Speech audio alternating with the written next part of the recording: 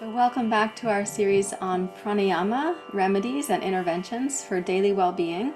Today we're going to address the emotional state of feeling ungrounded or anxious, feeling like you're floating up above the world a bit and your ceiling fan in the mind is going too fast.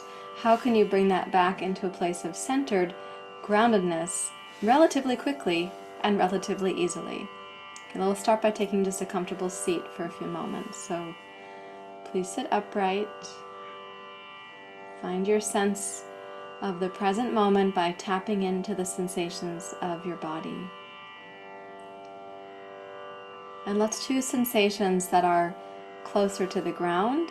So feelings of your feet on the ground, your hips on the ground, your sitting bones on the meditation cushion if you're sitting on one of those right now. And as you check in there,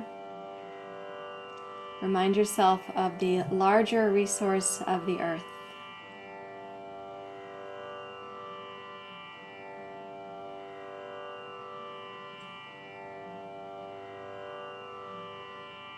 So a state of feeling ungrounded is a high state of vata dosha, the dosha comprised of air and ether. A state of feeling grounded is the benefit of the kapha dosha, comprised of earth and water. Let's see what we can do to bring down that vata dosha, to have a sense of calm in the present moment. So first we're going to do a practice called the physiological sigh.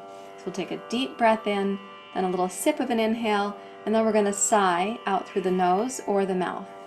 So like this.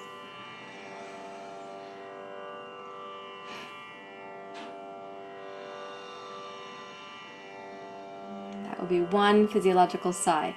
Now we're going to do about 5 of these actually, and I'm going to recommend that you pause between repetitions because that little pause is the time when your body is recalibrating physiologically, and you want to allow for that to happen. Your blood cells and the oxygen and carbon dioxide ratio in your body are readjusting, recalibrating. So allow for that to occur in such a way as you're not breathless in the next breath cycle. So we'll do 4 more physiological sighs. So let's start with a big inhale, and then sip and sigh.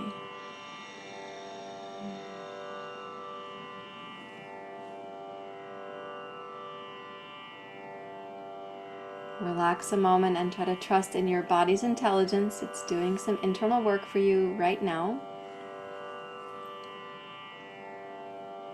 Okay, number 2, big inhale. Sip and sigh.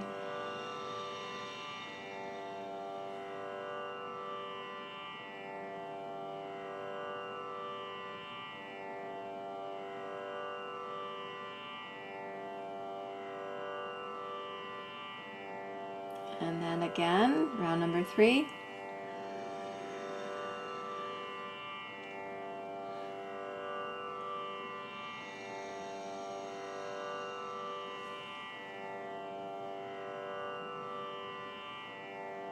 Try to deeply relax the belly so you're really receiving what the breath does next on your behalf. You're not making that happen, you're receiving it. We'll do one more time.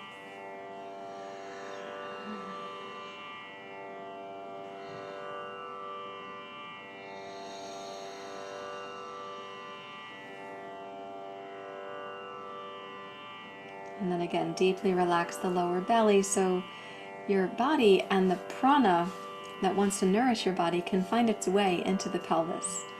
Right? So when we feel ungrounded and vata dosha is high, we have too much prana in the head and not enough prana in the pelvic basin. So allow the breath to find its way into the pelvic basin.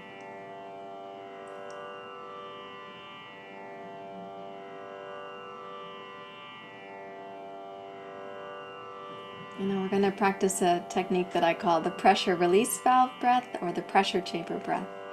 It's based on watching people smoke cigarettes when I was a child. And so you're going to see what that means here in just a moment. We're going to use another big inhale. We're going to hold the breath, and we're going to hold it for whatever comfort zone is yours. And then we're going to exhale. We'll be lowering the hands down like this. We'll be going down, down, down, down like this. So the part that this reminds me of in my childhood was when people would smoke a cigarette, everyone around me was smoking, and they'd hold a part of the breath at the top of the cigarette.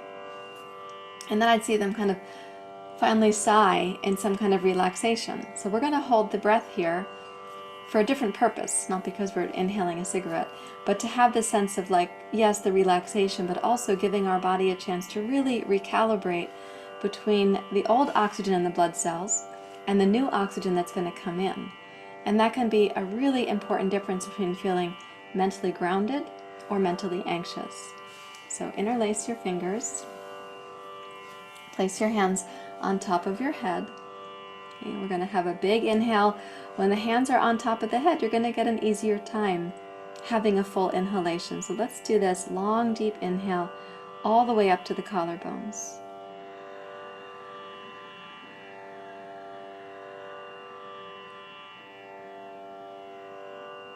And then hold the breath.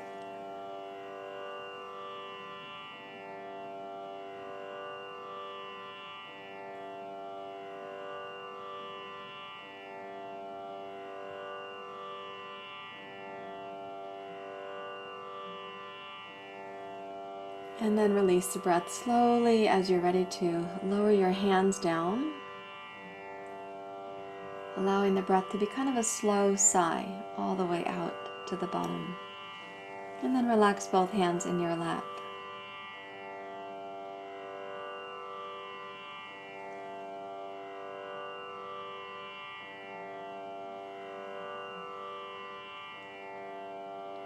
And again. A deep breath in.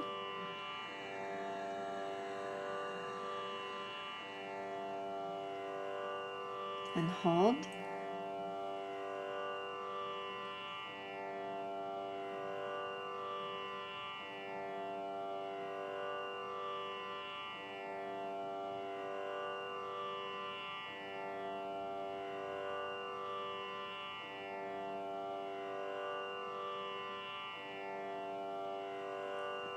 And release. Of course, always in your own timing.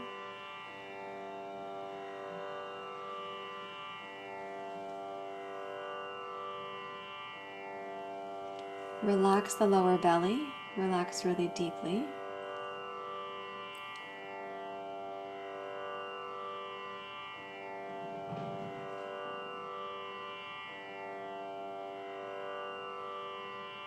And we're going to do it again. A long time ago, I taught pranayama for a program on quitting smoking. That's the other reason this comes to mind, right, is that the participants found it really beneficial. But I also do call this pressure release valve breathing because the pressure we're building up in the chest is actually to displace the pressure of feeling emotionally ungrounded and uneasy. So let's try it again. We're going to inhale lower belly, mid-torso, up into the heart and the collarbones.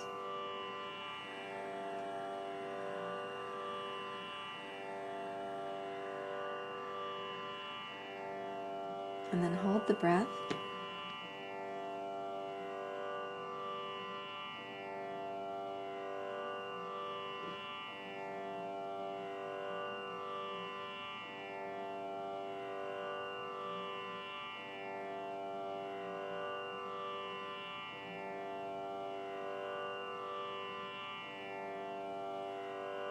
And then exhale to release, always in your own timing.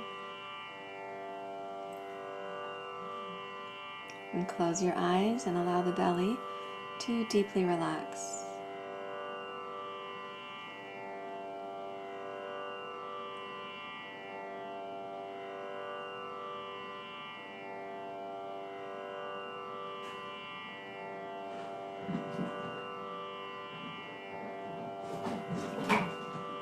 So may you have released the pressure, whatever that was causing the internal pressure. Even though the external world is going to remain pretty much the same, when we shift our internal physiology, our relationship to the circumstances does shift. You can think of pranayama as a chance to increase your capacity, your vitality, your resilience, your discernment, while at the same time right-sizing the dilemmas, giving them a right-size relationship to what is the significance of the dilemma Does it need to cause that much angst, or can you increase your capacity, right-size the dilemma, and be in a better relationship with it, whatever it happens to be? Okay, hope you enjoyed that, and I'll see you in the next session. Namaste.